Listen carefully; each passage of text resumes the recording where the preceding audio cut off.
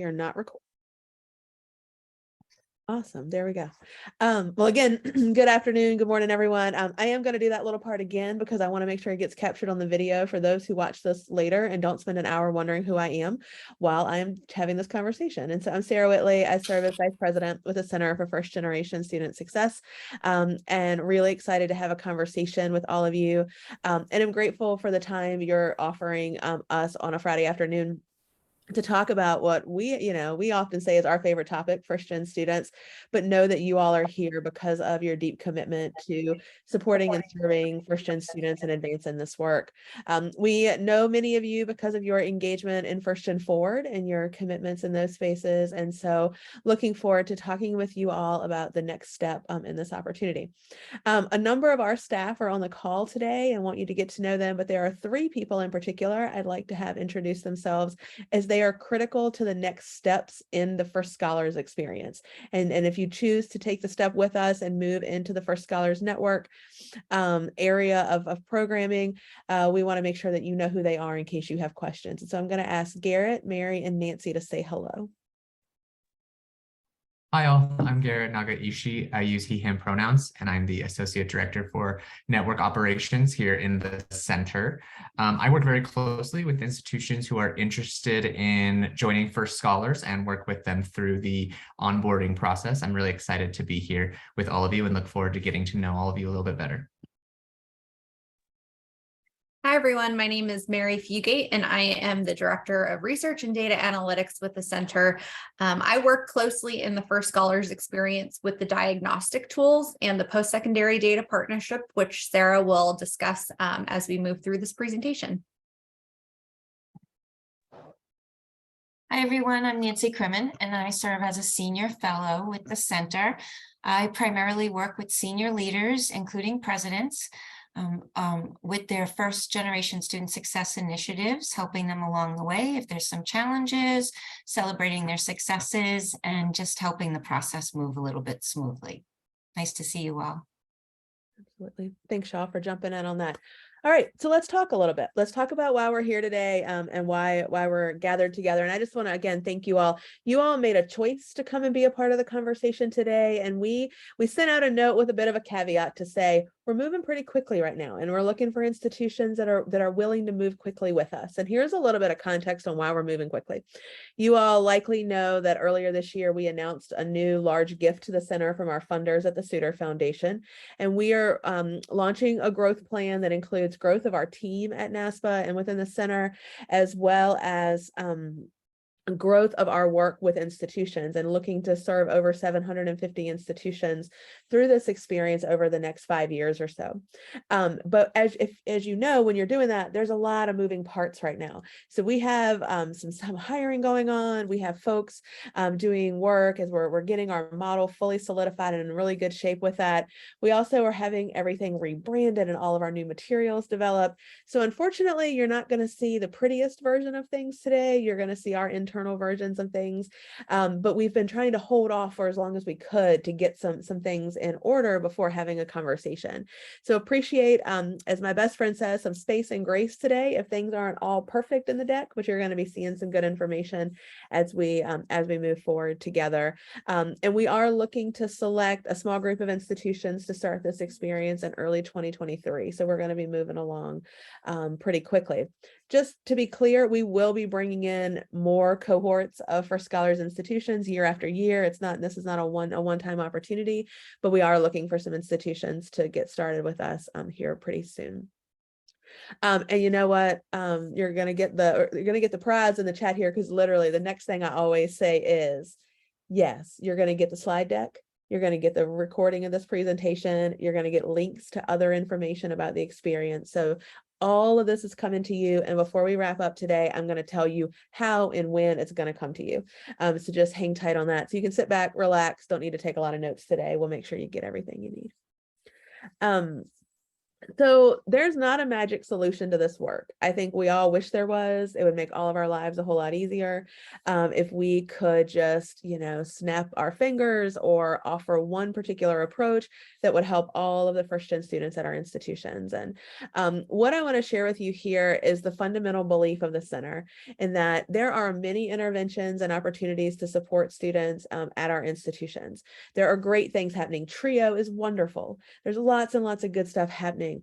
But it's a really, really hard thing to do to scale and sustain this work across an institution. And we believe that until we change the way colleges and universities are doing business on behalf of first-gen students, we're really never going to see that sustainable and scalable change that we really need. We also know that serving first-gen students, while there are evidence-based practices in that space, it looks different at every institution. The size and scope, the location of your institution, the types of students that you serve and recruit, all of that looks different. And it's really on us to help you build a customized approach to this work. You're going to hear me talk a lot today about customization.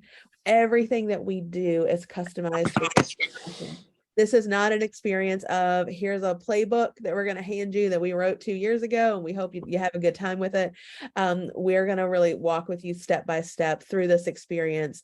And it makes it a little tougher on us sometimes because we're thinking about all the pieces that you need, but it's intended to give you something that's really useful for your institution.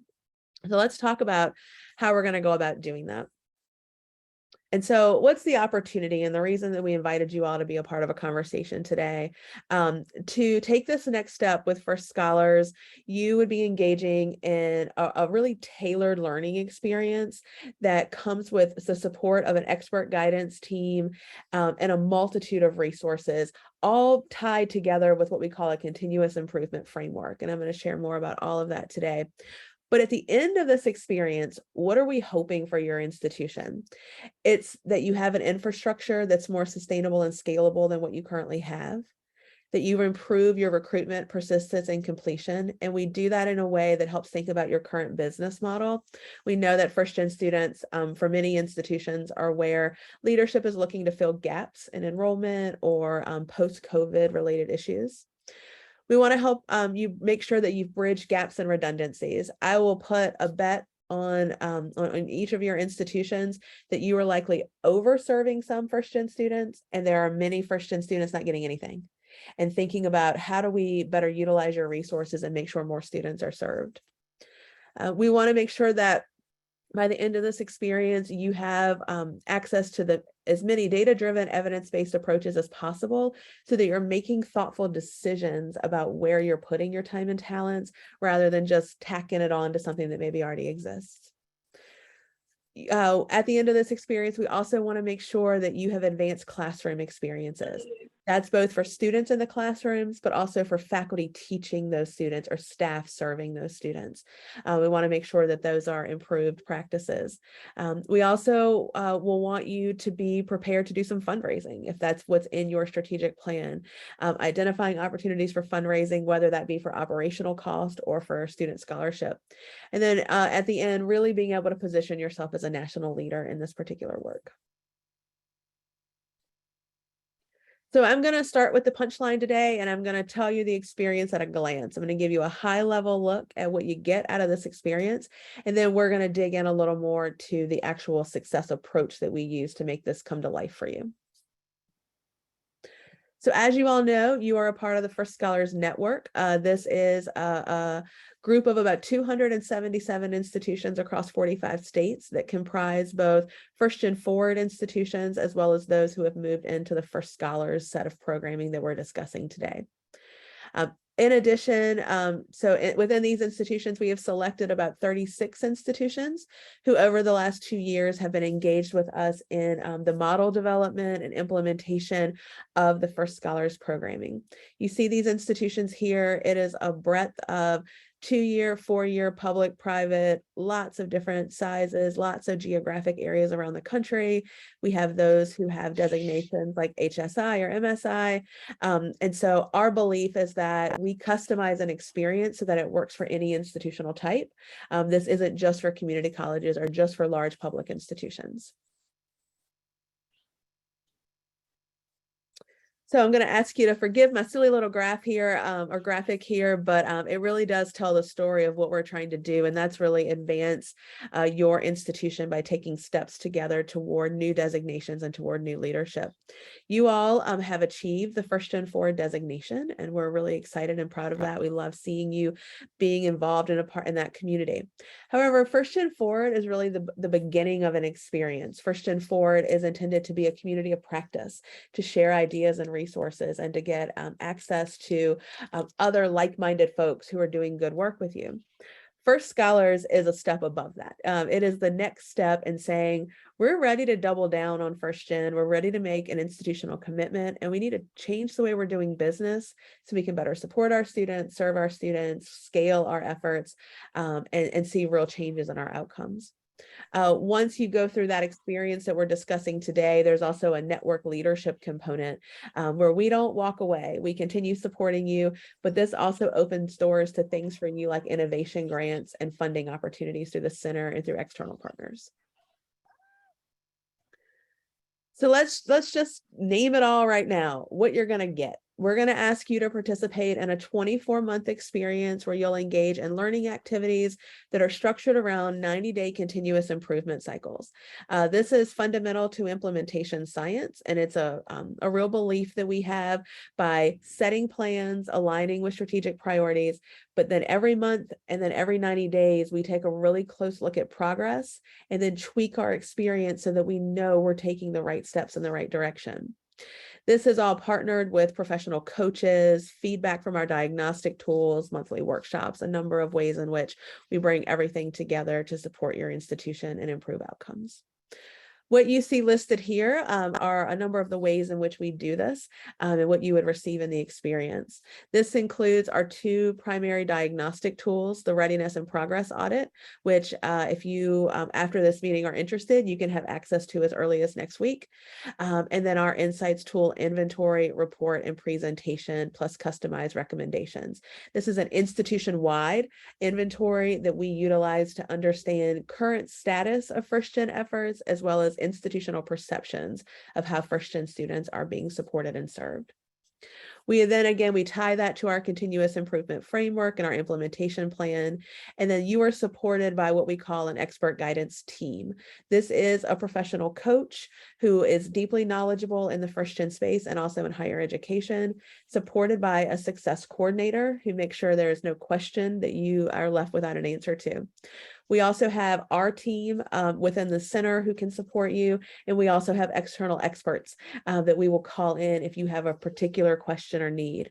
You heard Nancy mention earlier that she often works with presidents. We can call Nancy in and get her connected to your senior leadership and help you think through any particular challenges that might be on your mind. Mary mentioned the post-secondary data partnership. We're going to talk about that more here in a moment, but that is a product of the National Student Clearinghouse, which you're likely all familiar with. And this provides customized dashboards specific to First Gen that we can utilize to help make decisions about your institution. And we also provide full analysis support. Mary's team does a great job supporting our institutions with this. We offer monthly content workshops that we focus on building institutional infrastructure and putting that into our continuous improvement plans. We have guiding documents and toolkits, online learning. We have resource modules. We have a lot of supports that focus on student service provision. Access to a learning hub where you can peer network across the community. We have leadership events that focus on presidents and vice presidents and the work that is happening at that level. Of course, it wouldn't be NASPA without professional development. So we do a lot at our conferences and events. You have priority access to new research and resources. And then by participating in First Scholars, you maintain your First Gen Forward designation. You don't have to continue doing the requirements to keep that designation. Your community at your institution is welcome to remain actively involved in First Gen Forward. We know you just like it and it's a good time. And a lot of our First Scholars partners still go to their First Gen Forward meetings, but you don't have to do any other requirements. This all takes care of it for you.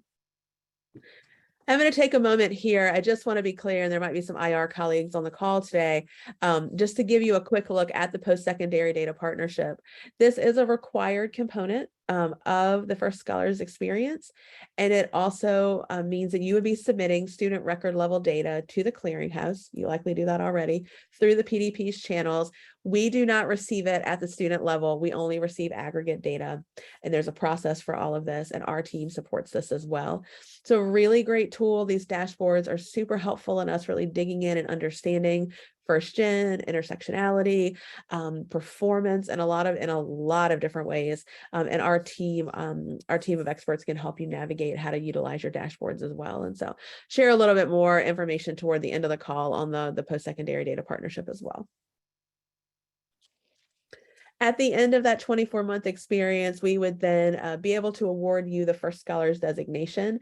That is a prize designation that we have been working to develop, and your institution would be able to proudly display that within your materials as a way to symbolize that you have made gains toward positive increases in improving student experiences as well as outcomes through the lens of improving professional practice and intentionally redesigning your institutional cultures. I am going to assume that you all know this. I think we all that do this work understand this. By doing really good work for first gen students, we're helping everyone at our institutions. We're helping our students, we're helping our faculty and staff. And so I don't want you all to think about this as, oh, we're doing this niche thing for first gen students and it's in a bubble in the corner. This is something that can be of benefit to your entire institutional community. And that's something that we really believe in.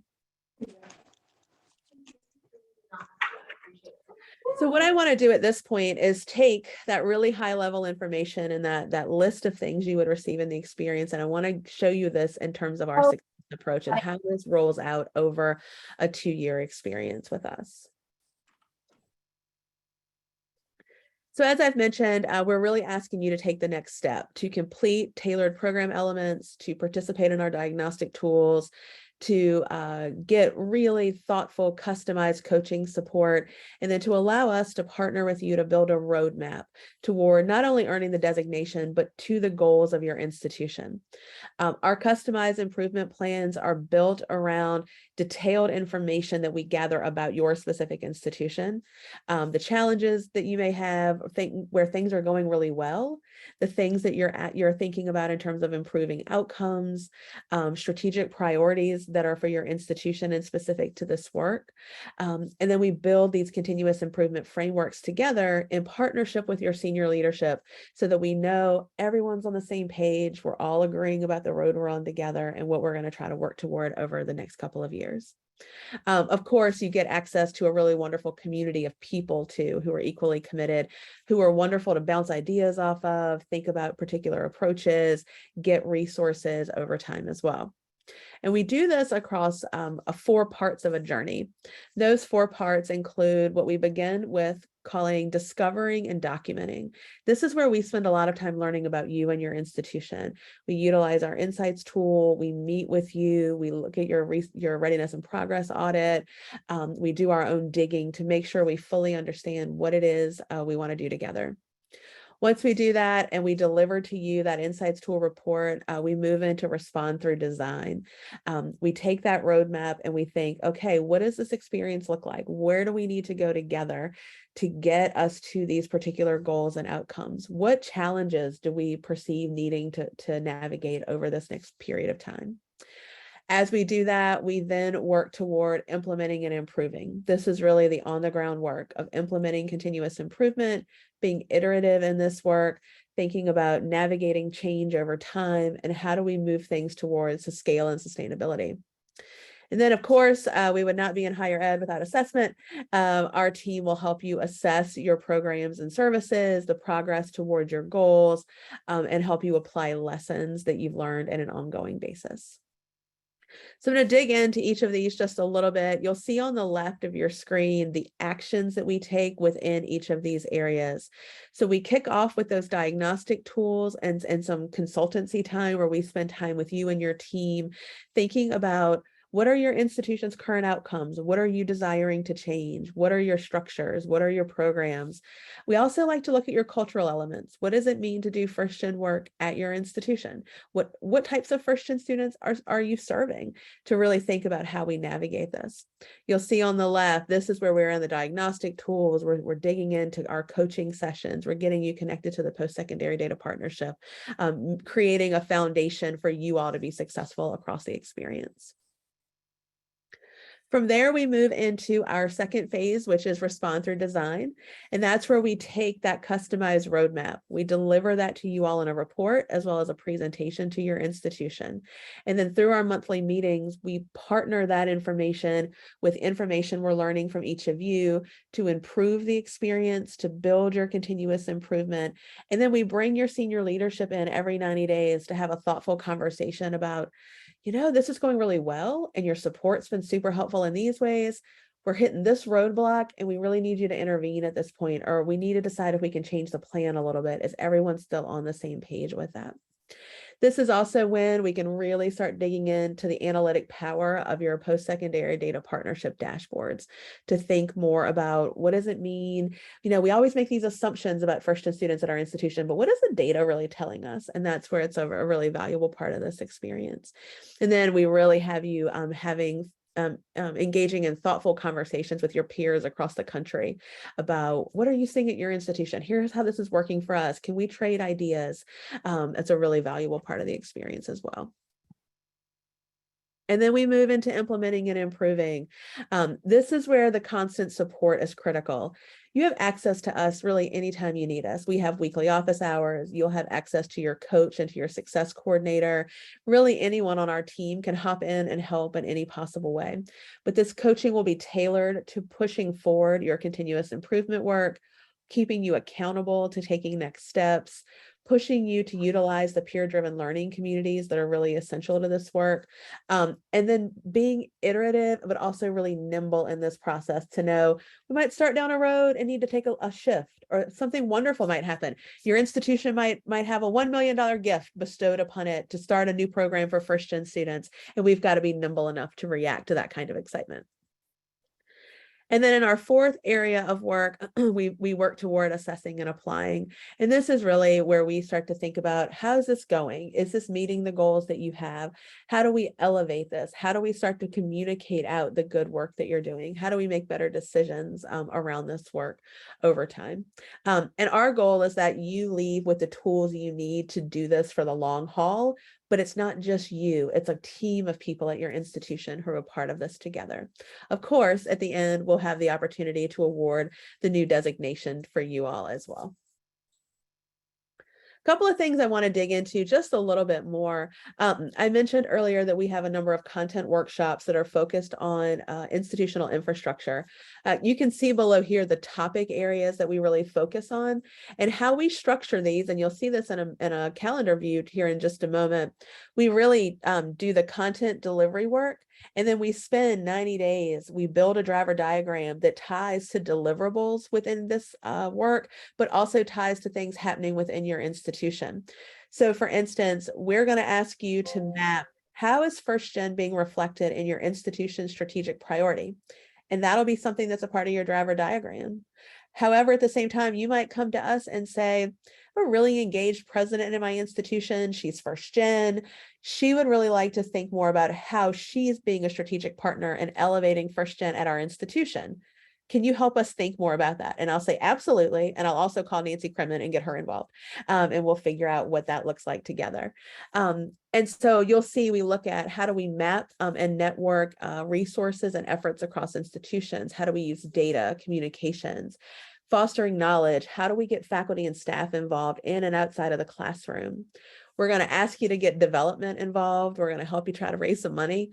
How do we get intentional alumni, donor, and community relationships built? And then how do we think about that return on investment conversation as a part of this?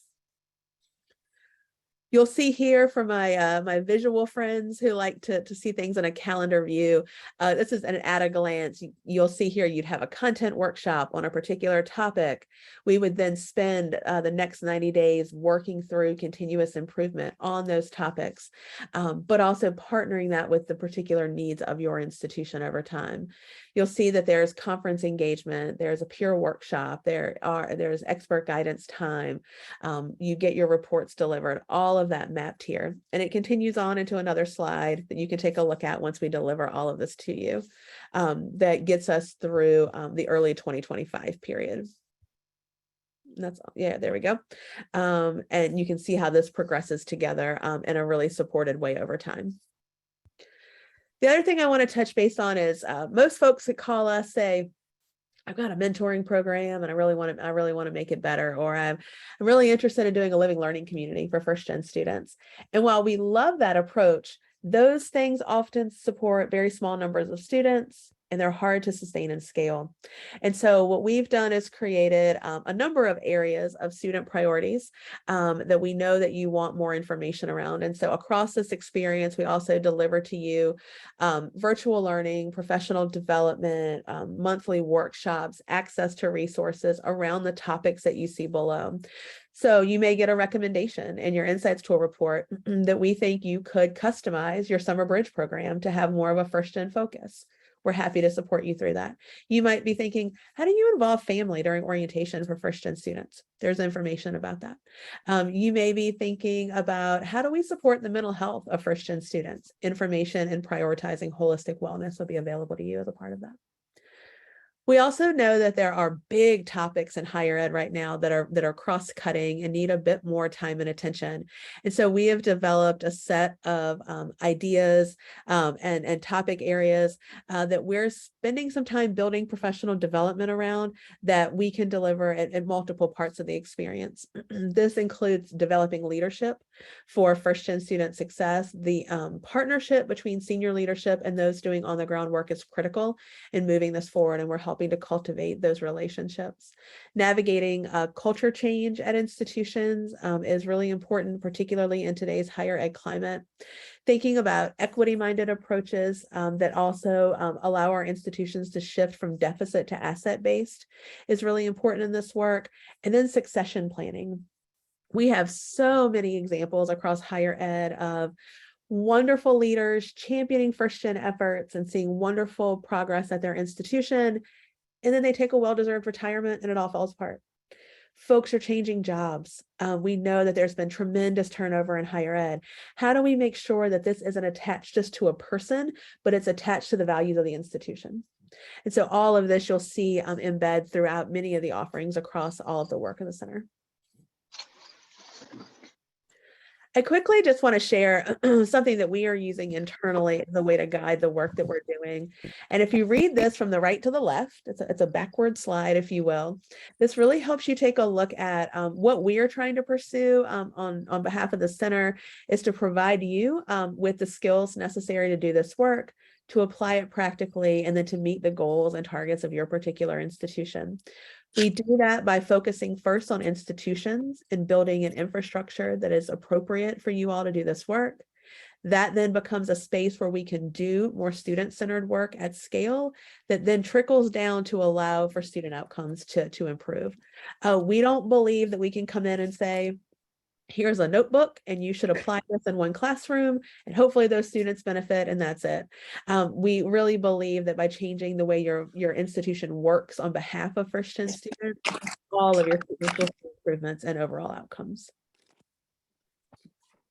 I'm going to take just a quick moment here to talk with you all about some of the exciting work we're seeing out of some of our partner institutions right now. I always think it's nice to see things in practical application, and we also love to celebrate the successes of our institutions. And so I want to give a real shout out to Virginia Commonwealth University. They are leading the nation in supporting and serving first gen students in a multitude of ways. And I want to reinforce the reason that they are so successful They've got a lot of good people there and a lot of smart people. They have a president, a vice president, and an associate vice president who are so deeply committed to this work, and they show up to the meetings, they do the work, they make the commitment, they remove the barriers, and that has been instrumental to their ability to move this work forward. In addition to the really outstanding work they are doing with student programming through the You First at VCU experience, VCU recently acquired Jesse Ball DuPont funds to establish the nation's first faculty research center on First Gen. And that includes having a new faculty fellow, they have faculty ambassadors, research grants. It's allowed them to really open doors into the academic affairs side of the conversation, which can sometimes be tricky to do. VCU in the last 2 weeks too also received $2 million from the Department of Education to grow some of their first gen efforts as well. Excuse me, VCU Summer Scholars experience has nearly tripled in size, and they've seen a 4% increase in their first gen enrollment during fall 22. So really, really proud of the work VCU has been having, and they've been with us since the beginning. Those of you who maybe have been involved in the Mid-Atlantic First and Forward community know that team and how wonderful they are, and really excited to have them with us. Next institution I want to shout out is I want to talk a little bit about Columbus State Community College. And the reason I want to bring them up is because it's a very different way of looking at how they've taken on this experience. Columbus State came to us with a pretty major data quandary. There had been some changes in the way data was being collected. Some questions had been removed in places and people didn't realize it. And so they had huge gaps in data that were really concerning. And so we've spent their first scholars experience working through a new first gen definition, adding new questions to their application for admission, and implementing new data systems that have better data collection points for them to track their students. I also will say they have a really committed institutional research partner who comes to all the meetings and has been really thoughtful in how they've been able to do this work. The reason this was so important to them is because a group of faculty had created an experience called Gen 1 Trailblazers. And they were getting students together, having conversations, sharing resources, but the numbers just weren't growing and they were having trouble reaching students. And so by the changes we made to their data collection system, we uncovered 4,000 names of students who should have been connected to this particular first gen experience and now are, because we've been able to automate that process. And so really exciting next steps happening at Columbus State. And the president's office has also announced 20 first gen scholarships that are going to be awarded each semester just to first gen students. So good things happening over in Ohio as well. Want to shine a little bit of light on the outstanding work that's happening at the University of Kentucky. Kentucky's president said, we need to do better by first gen students, and we need to particularly serve the ones who we are serving from Kentucky. And so through Wildcats First, every first gen student has an advisor meeting during the first 2 weeks of the academic semester. They have off-campus advisors serving their commuting and apartment-based students.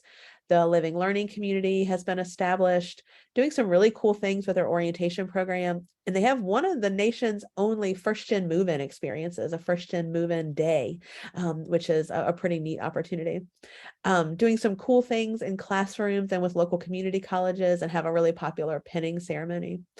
Kentucky's also engaged a development officer to establish a giving day for their institution.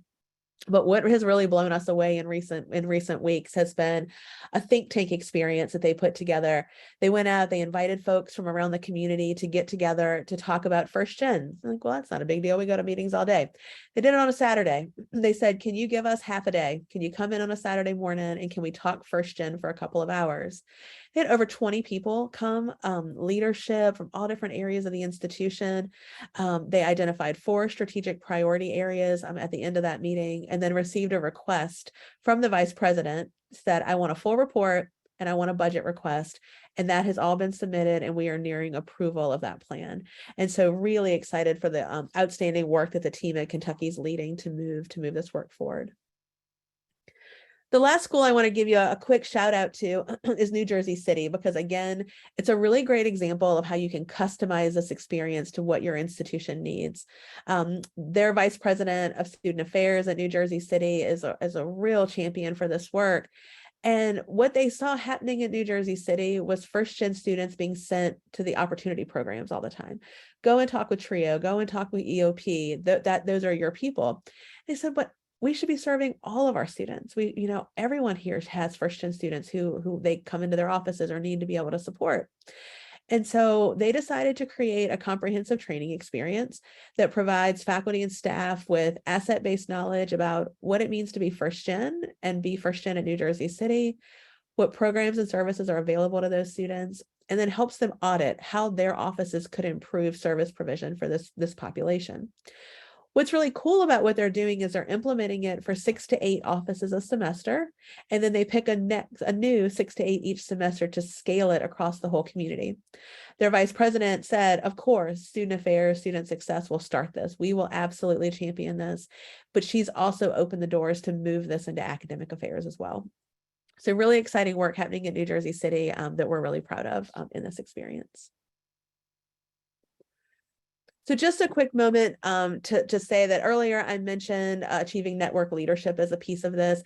After you go through this really exciting 2-year experience, we're not going to run away. We're going to talk with you about next steps, how to stay engaged. And on the next slide, it gives you a little bit of an overview of what this experience looks like. We're going to ask you to stay involved in the PDP. We're going to help you continue building those continuous improvement projects that you now have the skill set to really run on your own.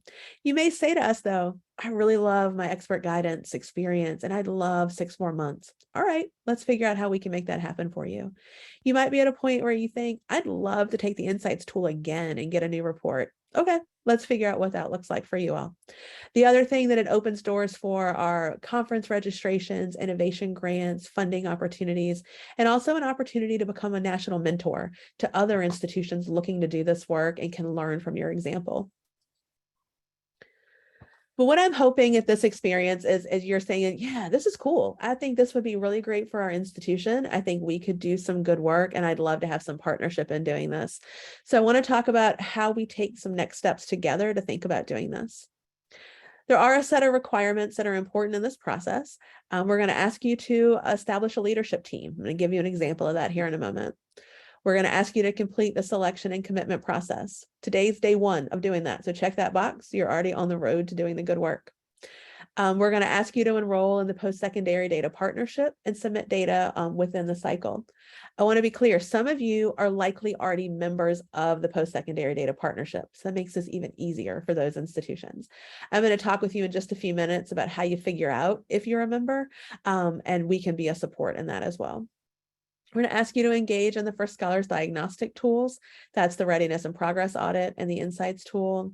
We're going to ask you to participate in our academy. That is a 1.5-day experience where we make sure you know every single thing you need to know about this full experience and your team is really prepared to take next steps. There are monthly workshops and expert guidance meetings that we need your partnership in. And then we're going to work together to build those continuous improvement plans and advance those priorities for your institution. We're going to ask you to be a good partner and a good peer and share your knowledge and help troubleshoot challenges across institutions. And then I know the #1 question of the day, what does this cost? I am going to tell you that here in just a little bit. I promise I'm going to do that before we wrap up. But we're going to ask you to submit that financial contribution and maintain your NASPA membership, which you all are already members of as well. So let's dig into these couple a little bit. What is a leadership team for First Scholars? We do need your president or chancellor involved in this experience. It doesn't have to be every day, but we do need them to know and understand what it means to commit to this experience, to sign off on your engagement, and to be involved in critical intervals in this work. There's no need for you all to build really wonderful driver diagrams and try to align with strategic plans, but then there's not someone at the end of that conversation to say, of course, we're going to do this. We have the funding and resources for this and to be able to be a part of those important conversations. In addition, we're going to ask for 2 cabinet level leaders. These are folks who have administrative and budgetary oversight and can make decisions about first-gen efforts at your institution. Very often, this is the vice president for student affairs and then the chief academic officer or provost. We also have some institutions who this sits better within enrollment management or student success.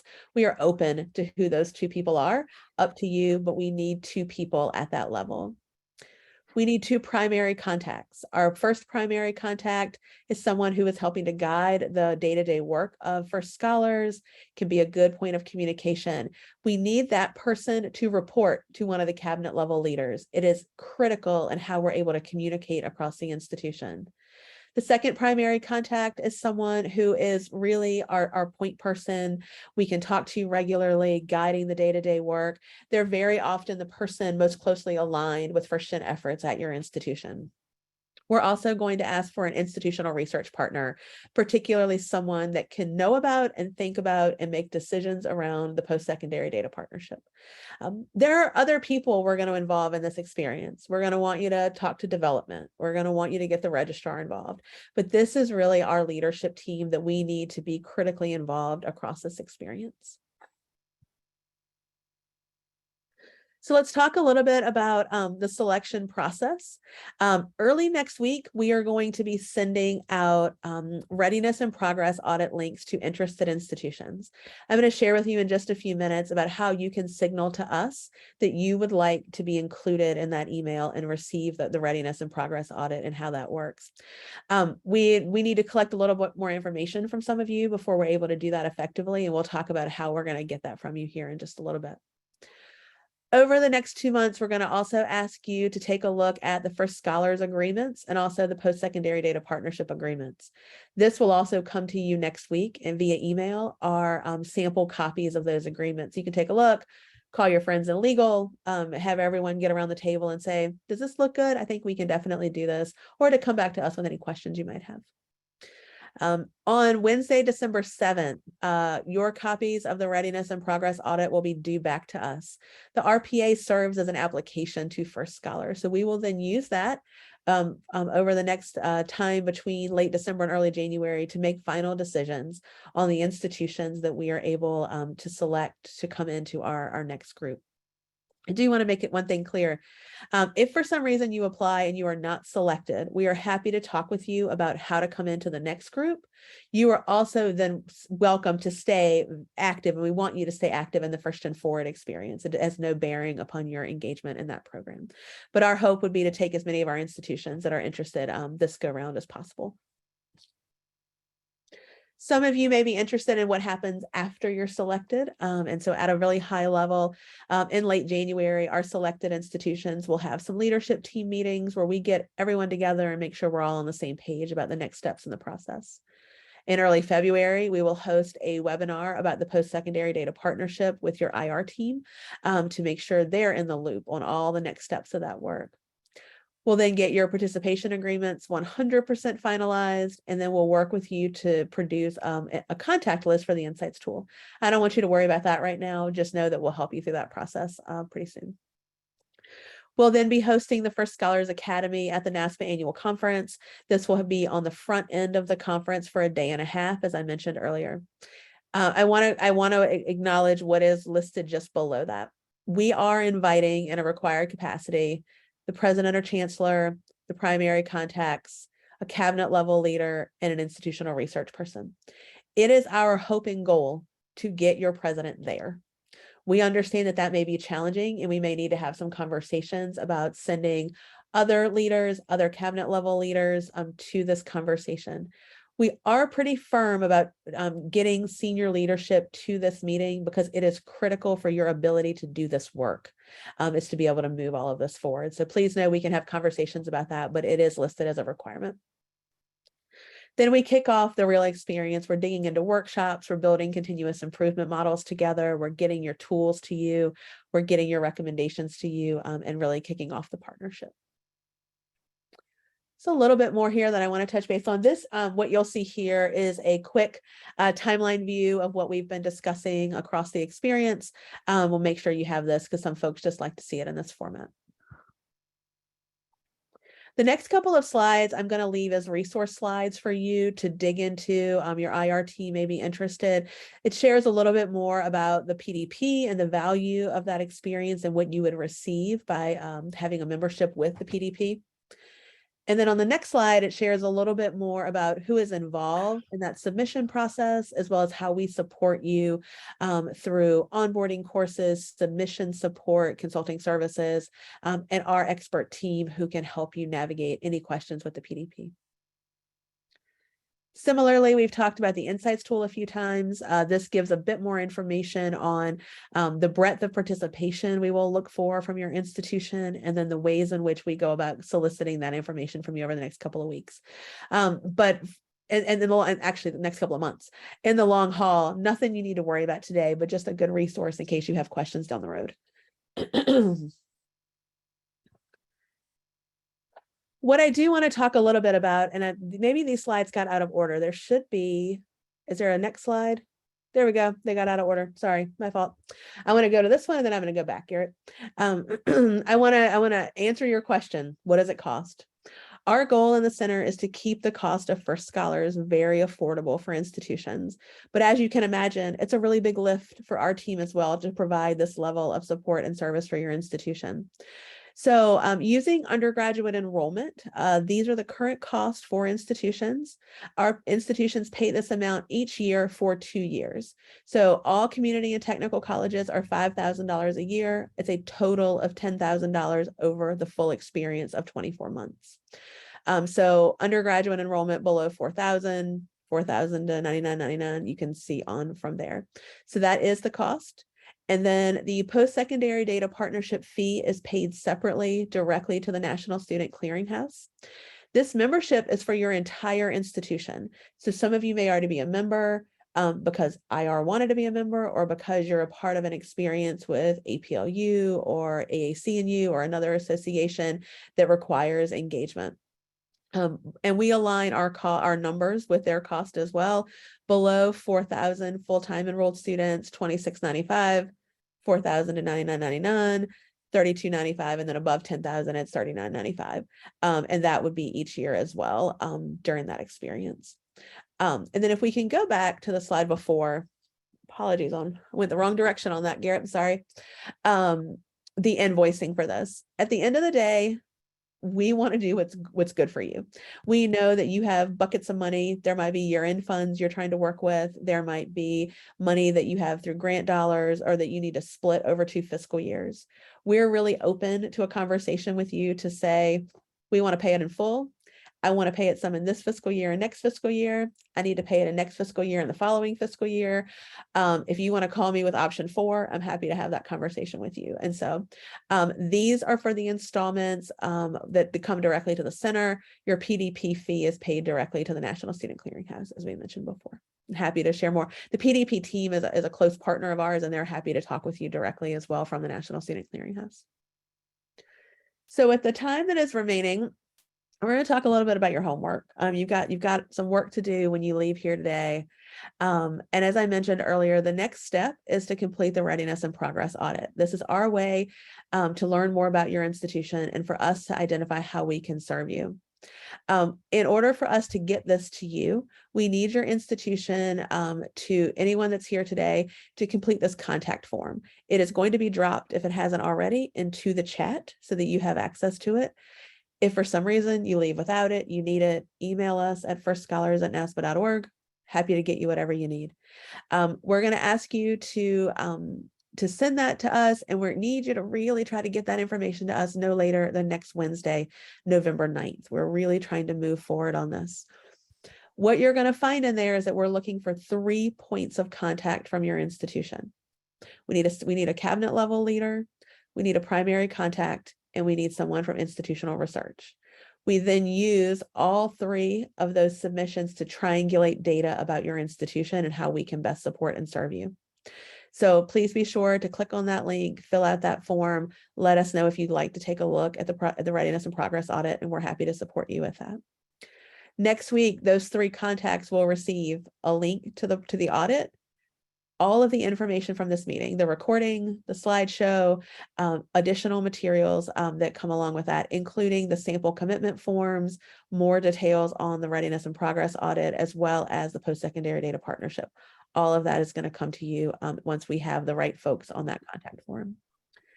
We're going to give you until December 7th. So you have about a month to get through the readiness and progress audit. The information that is required in that is information you should generally know. So it should not be a wild goose chase of information. It should be something you can navigate pretty easily. We will confirm with you that we have everything that we need by December 7th.